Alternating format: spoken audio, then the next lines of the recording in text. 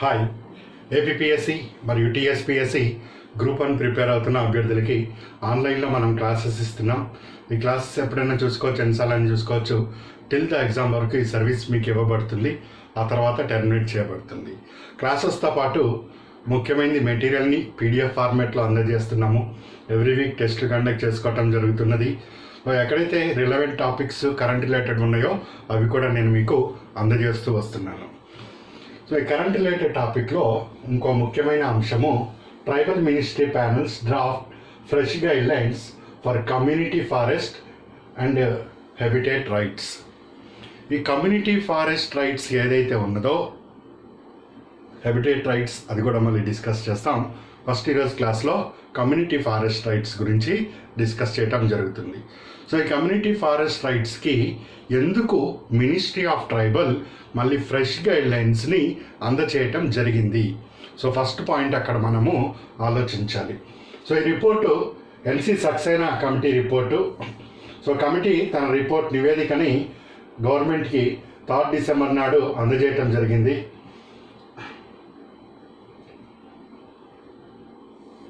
ఎన్సి సక్సేనా.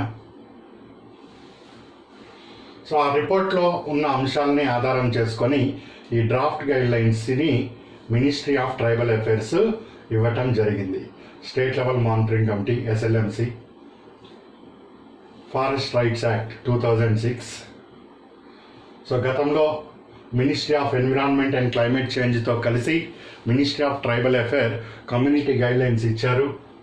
కాకపోతే అవి అంత సక్సెస్ కాలేదు. సో వాటి స్థానంలో మళ్ళీ ఫ్రెష్గా గైడ్ లైన్స్ని ఇవ్వటం జరిగింది. సో అసలు ఏం చెప్తున్నాయి ఈ గైడ్ లైన్స్? సో ప్రశ్న మనకు ఏ విధంగా అయినా రావచ్చు.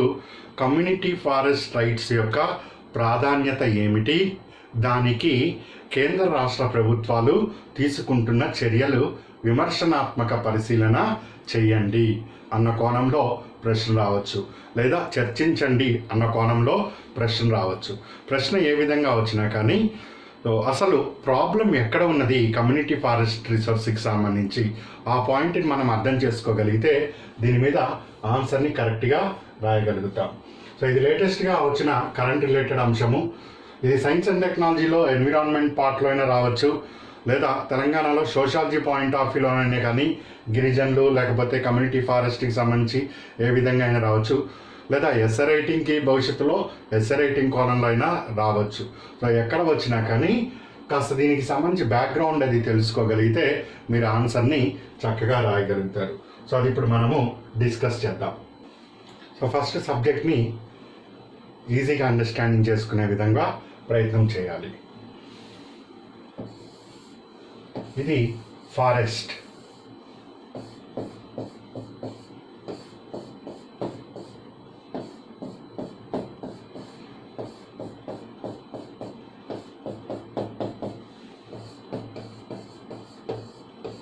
ఫారెస్ట్ అండి.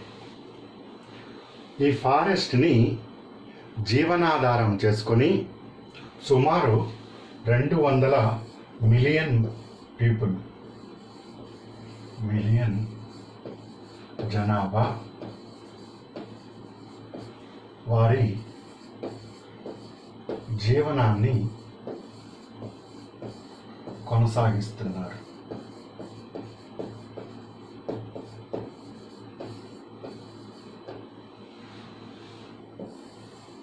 రఫ్లీ 200 పీపుల్. ఇక్కడ గిరిజనులు ఉంటారు, గిరిజనులు మరియు ఫారెస్ట్ డ్వెల్లర్స్ అంటారు, అదర్ దెన్ షెడ్యూల్డ్ ట్రైబ్స్. అంటే కేంద్ర ప్రభుత్వ జాబితాలో వీరు గిరిజనులు అని వాళ్ళ దగ్గర లిస్టు కాకుండా ఇతరులు ఎవరైతే ఈ అడవిని ఆధారం చేసుకొని జీవిస్తున్నారో వారిని మనము గిరిజనేతరులు ఉంటారు కదండి. వీళ్ళు కూడా అడవిని ఆధారం చేసుకొని లైవ్లీహుడ్ అనేది కొనసాగిస్తున్నారు. ఎప్పటి నుంచో కూడా గిరిజనులకి వారి జీవనాధారం మొత్తం కూడా అడవి మీదనే ఆధారపడి ఉంటున్నది. అక్కడ దొరికే ఈ ఫారెస్ట్ మైనర్ ప్రోడక్ట్స్ ఏవైతే ఉంటాయో వాటిని జీవనాధారం చేసుకొని వాళ్ళు వాళ్ళ జీవనాన్ని కొనసాగిస్తూ ఉంటారు. ఇక్కడే షిఫ్టింగ్ కల్టివేషన్ అని పిలుస్తాం, పోడు వ్యవసాయము. పోడు వ్యవసాయం, షిఫ్టింగ్ కల్టివేషన్.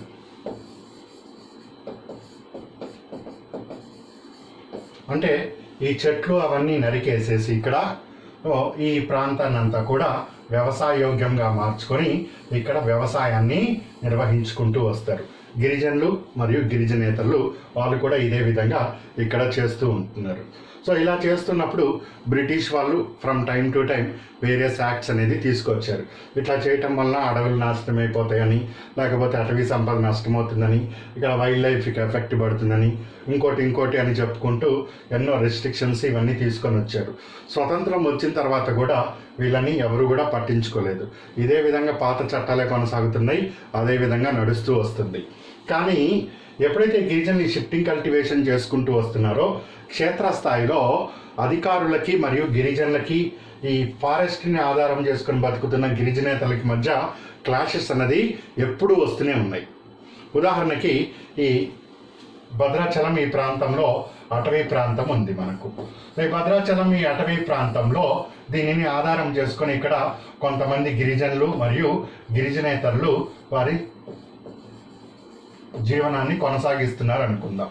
ఇక్కడ ఫారెస్ట్ ఆఫీసర్ వచ్చి, లేదు నాయన మీరు ఇట్లా ఈ పోడు వ్యవసాయం చేయడానికి వీల్లేదు, ఈ అటవీ సంపద ఏదైతే ఉంటుందో కుంకుడుకాయలు కానీ, తేనె కానీ, లేకపోతే చిన్న ఔషధ మొక్కలు కానీ, లేకపోతే ఏదైనా పండ్లు కానీ, ఫ్రూట్స్ కానీ, వెజిటేబుల్స్ కానీ ఇవన్నీ ఉపయోగించుకోవటానికి వీల్లేదని వీళ్ళకి ఎవరికన్నా చెప్పేసరికల్లా వీళ్ళకి మరియు ఈ క్షేత్రస్థాయిలో స్పర్ధలు, ఘర్షణలు అనేది పెరిగిపోతూ వస్తున్నాయి. సో ఇలా ఘర్షణలు ఇవన్నీ రోజు రోజుకి పెరుగుతున్న సమయంలో దీనికి ఒక శాశ్వతమైన పరిష్కారాన్ని చూపించాలి అన్న కోణంలో forest rights act, FR act 2006ని కేంద్ర ప్రభుత్వం తీసుకొని వచ్చింది. FR act 2006. దీని ప్రకారము 4 రకాలైన హక్కులని కల్పించటం జరిగింది. ఒకటి టైటిల్ రైట్స్ అంటారు. నెక్స్ట్ యూజ్, ఉపయోగించుకునే హక్కు. మూడవది rehabilitation and development right. Rehabilitation and development right. Fourth one forest management right, అటవీ నిర్వహించుకునే హక్కు. ఈ 4 రకాల హక్కుల్ని గుర్తించి FR యాక్ట్ మేజర్గా గుర్తించి గిరిజనులకి మరియు గిరిజనేతలకి ఈ హక్కులు ప్రసాదిస్తే క్షేత్రస్థాయిలో ఇలాంటి ఘర్షణలు రావు. వీళ్ళకి హక్కులు లభించటం వలన వీళ్ళ జీవనోపాధి ఎలాంటి ఒడిదుడుకులు లేకుండా చక్కగా కొనసాగుతుంది అనే ఉద్దేశంతో FR యాక్ట్ని తీసుకుని వచ్చారు. పాయింట్ అర్థమవుతుంది కదండి. గిరిజనులు మరియు గిరిజనేతరులు ఈ అడవిని ఆధారం చేసుకొని జీవిస్తున్నారు. వీరికి కొన్ని హక్కులని ప్రసాదించింది ఫారెస్ట్ రైట్స్ యాక్ట్ 2006. సో ఈ హక్కులు లభించటం వలన ఎవరైతే వీళ్ళు ఉన్నారో ఎలాంటి ఇబ్బందులు లేకుండా వాళ్ళ జీవన విధానాన్ని కొనసాగించుకోవచ్చు. ఏమండి ఇది లేకపోతే వారి జీవన విధానం కొనసాగదా అంటే మామూలుగా కొనసాగుతూ వస్తుంది. ఇప్పుడు ఈ గిరిజనేతరులు ఈ అడవిలో ఇక్కడ ఏదో పంట వేసుకున్నారు అనుకుందాం, వరి కానీ ఏదన్నా. సో దీనిని మార్కెట్కి తీసుకొని రావటం కానీ, అక్కడ అమ్ముకోవటం కానీ, అది ఎక్కడి నుంచి పంట వచ్చిందని, ఇట్లాంటి ఎన్నో సమస్యలు, ఎన్నో హర్డల్స్ వాళ్ళు ఫేస్ చేయవలసి వస్తుంది. ఇది ఎక్కడి నుంచి వచ్చింది, నీకు దీన్ని ఎట్లా వచ్చింది, ఏదో కలప కొట్టినా కానీ గంధపు చెక్క స్మగ్లర్ కింద వాళ్ళని అరెస్ట్ చేయటం, ఇట్లా ఎన్నో వాళ్ళకి ఇబ్బందులు గురి చేస్తూ వచ్చారు. అదే చట్టబద్ధంగా ఇదిగో ఇది నీ హక్కు, ఈ హక్కు ప్రకారం నువ్వు ఈ వనరుల్ని ఇక్కడ ఉపయోగించుకో, అదేవిధంగా ఈ అడవి నీకు కన్నతల్లి లాంటిది, ఈ అడవిని చూసుకోవాల్సిన బాధ్యత కూడా నీదే అని చెప్పటం వలన ఈ అడవి ఎటువంటి దుష్ప్రవణాలకి గురి కాకుండా వీళ్ళ జీవనానికి కూడా ఉపయోగపడుతుంది అన్న ఉద్దేశంతో ఇక్కడ 4 రకాల హక్కుల్ని ఇచ్చారు. ఈ 4 రకాల హక్కుల్ని మీరు పరిశీలన చేస్తే first one title rights. Title rights అంటే ఇక్కడ అర్థము ఇతను ఉన్నాడు. ఎక్స్ అనే ఒక షెడ్యూల్ ట్రైబ్ అతను ఉండటం జరిగింది. ఇతను ఈ 4 హెక్టార్ లోపు భూమిని షిఫ్టింగ్ కల్టివేషన్ చేస్తున్నాడు. ఇప్పుడు ఇతనికి పట్టా భూమిగా దానిని ఇచ్చేస్తారు, అంటే టైటిల్ డీడ్ ఇచ్చేయటం జరుగుతుంది. ఇదిగో నాయన, ఈ రోజు నుంచి ఈ భూమి మీద సర్వ హక్కులు నీకుంటాయి. ఆ భూమి అమ్మటానికి వీల్లేదు. నువ్వు దీంట్లో చక్కగా వ్యవసాయం చేసుకోవచ్చు. ఈ అవుట్పుట్ని నువ్వు మార్కెట్కి తీసుకుని వెళ్ళొచ్చు, ఎక్కడైనా అమ్ముకోవచ్చు. ఇక నువ్వు వ్యవసాయం చేస్తున్నట్టు నీకు ఒక ధృవీకరణ పత్రము, నీకు పూర్తి హక్కులు కల్పించబడుతున్నాయి. ఈ రోజు నుంచి నువ్వు చట్టబద్ధంగా చేస్తున్నావు కాబట్టి నువ్వు ఎలాంటి అధికారులకి భయపడటం కానీ లేకపోతే ఇంకోటి ఎలాంటి హెరాస్మెంట్లు నీకు ఉండవు అని ఇట్లా title deeds, individual title deeds ఉంటాయి, కమ్యూనిటీ బేస్డ్ టైటిల్ డీడ్స్ కూడా ఇవ్వటం జరుగుతుంది. ఉదాహరణకి అక్కడ ఒక కమ్యూనిటీ ఉంది. సో ఆ కమ్యూనిటీ వాళ్ళందరికీ ఇదిగోండి, మీరు ఇక్కడికి వచ్చి ఇక్కడ చిన్న గోదావరి నది ప్రవహిస్తుంది ఈ అడవిలో, ఇక్కడ మీరు చేపలు పట్టుకోవచ్చు, కమ్యూనిటీ మొత్తానికి హక్కు. సో చేపలు పట్టుకొని దాన్ని మార్కెట్లో ఇట్లా అమ్ముకోండి. లేకపోతే వాటర్ మిలన్స్ వస్తున్నాయి, ఈ వాటర్ మిలన్స్ని మీరు తీసుకుని వెళ్ళి మార్కెట్లో అమ్ముకొని, ఇట్లా కమ్యూనిటీ ఎవరైతే ఉన్నారో ఆ కమ్యూనిటీకి సంబంధించి ఆ రైట్స్ కూడా ఇవ్వచ్చు. సో ఇది ఫస్ట్ వన్, టైటిల్ రైట్స్. ఆ హక్కు ఒక ధృవీకరణ పత్రము. సో ఆ ధృవీకరణ పత్రాన్ని అందజేయటం అనేది జరగాలి. సో ఉదాహరణకి ఇక్కడ మీరు చూస్తే, సో ఇతను ఇట్లా పోడు వ్యవసాయం చేసే అతను, ఇతనికి ఈ ధృవీకరణ పత్రం వచ్చింది. సో ఎప్పుడైతే ఈ ధృవీకరణ పత్రం వచ్చిందో ఇతనికి ఇక లీగల్గా ఆ రైట్స్ అన్నది అందుబాటులోకి వస్తున్నది. సో ఉదాహరణకి నేను మీకు ఇక్కడ దీన్ని తెలియజేశాను. సరే, ఇక్కడ బాగానే ఉంది. మరి సమస్య ఏంటి? Next use rights. ఇక్కడి నుంచి ఇక ఒక్కొక్కటి సమస్య ఎదురవుతూ వస్తున్నది. సో అవి ఇప్పుడు మనము పరిశీలన చేద్దాం. ఇప్పుడు చూద్దాం. ఇది ఫారెస్ట్ అని చెప్పుకున్నాం. ఈ ఫారెస్ట్లో ఎస్టీ మరియు ఇతరులు. ఈ ఫారెస్ట్ రైట్స్ యాక్ట్ 2006 ప్రకారం వీళ్ళకి టైటిల్స్ అందాలి, అంటే టైటిల్ డీడ్స్ ఇవ్వటం అన్నది జరగాలి. ఈ టైటిల్ డీడ్స్ అనేది ఒక పెద్ద ప్రక్రియ. సో ఇది గ్రామ సభ నుంచి స్టార్ట్ అవుతుంది. గ్రామ సభ. సో ఈ గ్రామ సభ ఒక తీర్మానాన్ని పాస్ చేయాలి, రిజల్యూషన్. గ్రామ సభ అంటే మనం పార్టీలో చెప్పుకున్నాం, ఒక గ్రామంలో వయోజన ఓటు హక్కు, అంటే 18 సంవత్సరాలు దాటిన వాళ్ళందరూ కూడా ఈ గ్రామ సభలో సభ్యులుగా ఉంటారు. ఈ గ్రామ సభ మెజార్టీ వాళ్ళతో కలిపి, మెజార్టీ అంటే ఒక 20 మంది ఉన్నారనుకోండి, 10+1 కాస్త గట్టిగా అంటే 50% కన్నా ఎక్కువ సభ్యులతోటి ఒక తీర్మానాన్ని పాస్ చేయాలి. ఏమని? ఇదిగో ఈ కమ్యూనిటీకి ఈ ఫారెస్ట్లో, అంటే మన దగ్గర గ్రామం దగ్గర ఉన్న ఈ ఫారెస్ట్లో ఈ వాటర్ మిలన్ని తీసుకొని వచ్చే హక్కుని మనం కల్పిస్తాము. లేదా ఇంకోటి, ఫారెస్ట్ మైన కుంకుడుకాయలు అమ్ముకోవటానికి వీళ్ళకి అవకాశం ఇస్తాం. లేదా తేనె అమ్ముకోవటానికి, తేనె సేకరించడానికి అనుమతిస్తాం. లేదా పశువుల్ని అక్కడికి తీసుకుని వెళ్ళి మేపుకోవటానికి అవకాశం ఇస్తాం.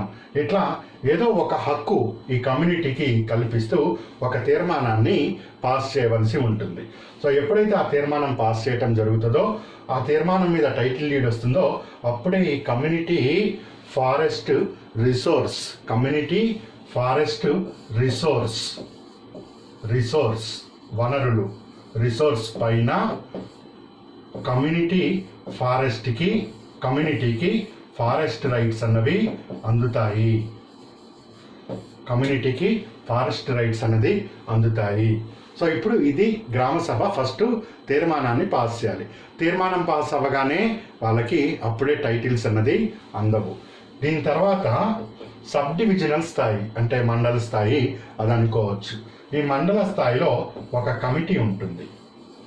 సో ఈ కమిటీలో ఒక 3 అధికారులు ఉంటారు. ఒకరు రెవెన్యూ అధికారి, రెవెన్యూ ఆఫీసర్. రెండో ఆయన ఫారెస్ట్ ఆఫీసర్. మూడో ఆయన ట్రైబల్ వెల్ఫేర్ ఆఫీసర్. 3 అధికారులతోటి మరియు 3 లోకల్ బాడీ మెంబర్స్, ఎంపీటీసీఓ, ఈ ZPTC members, local body members ముగ్గురు ఉంటారు. Local body members. ఈ కమిటీ అనేది స్క్రూటినీ చేస్తుంది. ఎస్, వీళ్ళకి ఇవ్వచ్చు, వీళ్ళకి ఇవ్వకూడదు, అట్లా స్క్రూటినీ చేసిన తర్వాత ఇది